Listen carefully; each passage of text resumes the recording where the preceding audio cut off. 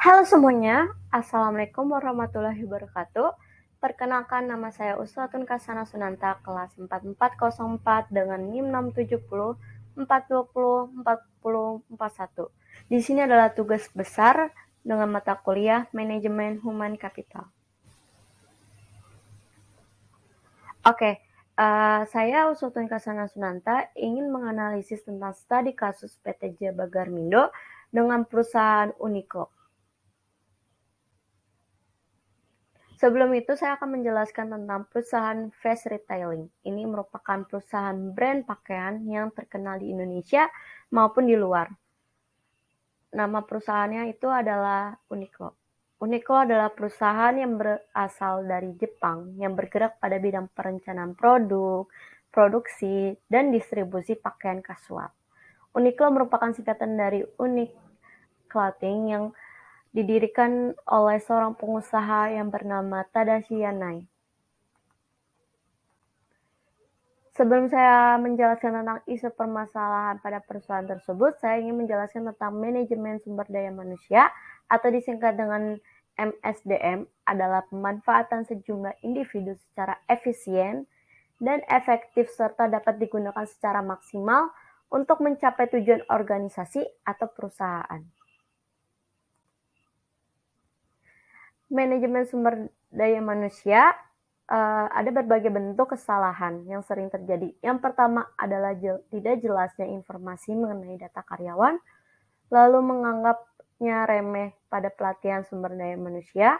Ketiga, gegabah dalam merekrut karyawan baru, lalu pemberian job deskripsi yang tidak lengkap, menjanjikan hal yang tidak sesuai, kebijakan sumber daya manusia yang kurang memadai, lalu menilai karyawan secara subjektif adalah kesalahan fatal manajemen sumber daya manusia, dan tidak atau kurangnya menaati aturan undang-undang ketenagakerjaan, dan yang terakhir adalah melakukan PHK atau pemutusan hubungan kerja secara sembarangan merupakan kesalahan yang sangat fatal dalam manajemen sumber daya manusia.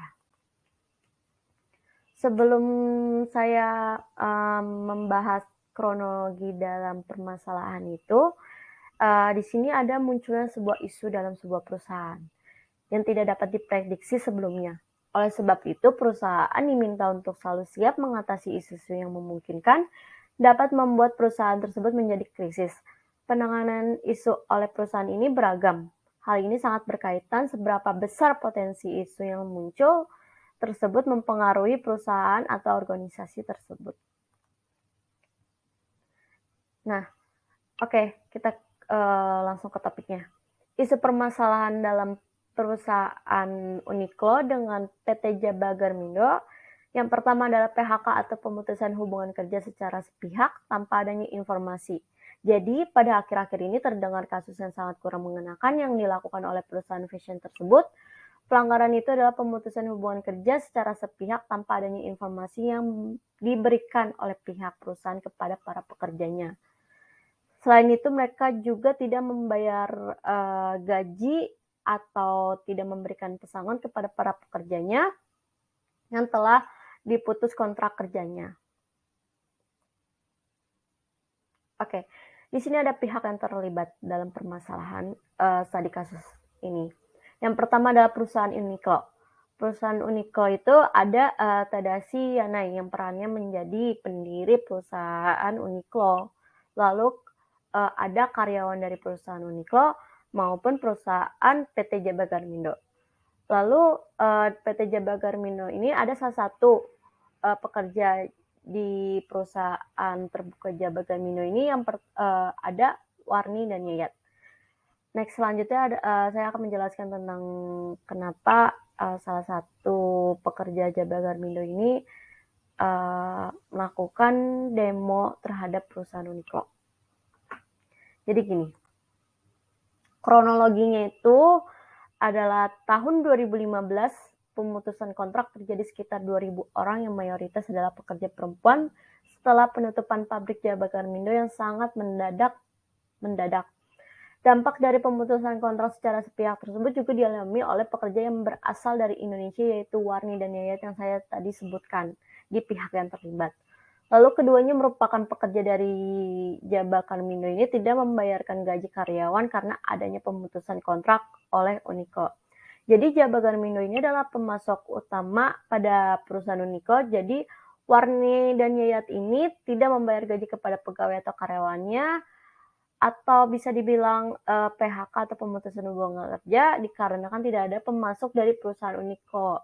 Lalu Warni dan Yayat ini merencanakan demo saat pembukaan Unico itu yang para pekerjanya yang dibuka di Denmark.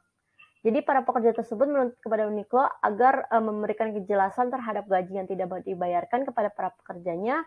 Warni dan Yayat ini melakukan demo bersama pekerja lainnya yang juga terkena pemutusan kontrak tersebut di depan toko Uniqlo yang dibuka di Denmark yang saya sebutkan tadi.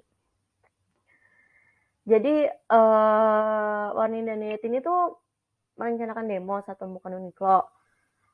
Terus mereka akan menuntut untuk dibayarkan gaji yang tidak diberikan oleh perusahaan tersebut. Namun pihak Uniqlo tetap masih menolak untuk membayarkannya. Jadi kayak Uniqlo kayak tetap kekeh gitu loh untuk menolak membayarnya. Jadi kayak karyawan yang ada di PT Jaba Garmindo juga bingung. Jadi pegawai yang ada di PT Jaba Garmindo ini melakukan demo terhadap perusahaan Uniqlo agar Uniqlo cepat membayar gaji-gaji pegawai yang ada di perusahaan PT Jaba Garmindo. Itu guys. Nah, selanjutnya adalah solusi. Jadi solusi yang menurut saya agar tidak terulang lagi dengan kasus-kasus seperti ini, itu pertama kebijakan manajemen sumber daya manusia yang harus memadai. Lalu perusahaan menanamkan rasa tanggung jawab kepada karyawan. Jangan lepas tanggung jawab karena tanggung jawab itu sangat penting untuk menjalankan perusahaan yang baik. Lalu seharusnya perusahaan tersebut tidak melakukan pelanggaran etika tersebut yang sudah sangat melukai banyaknya pekerjaan dan lebih memperhatikan hak-hak pekerjaannya.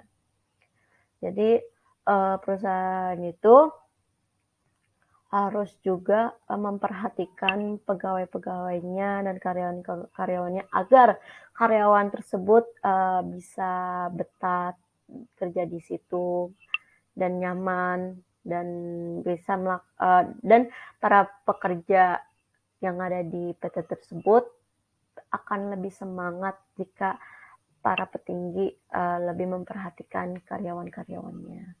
Dan selain perusahaan tersebut, menurut aku juga nih ya, pemerintah juga harus ikut andil dalam kasus-kasus yang melanggar hak pekerjanya. Upaya-upaya yang dapat dilakukan oleh pemerintahan itu, pemerintah harus membuat peraturan menjadi jaminan agar para pekerja merasa aman.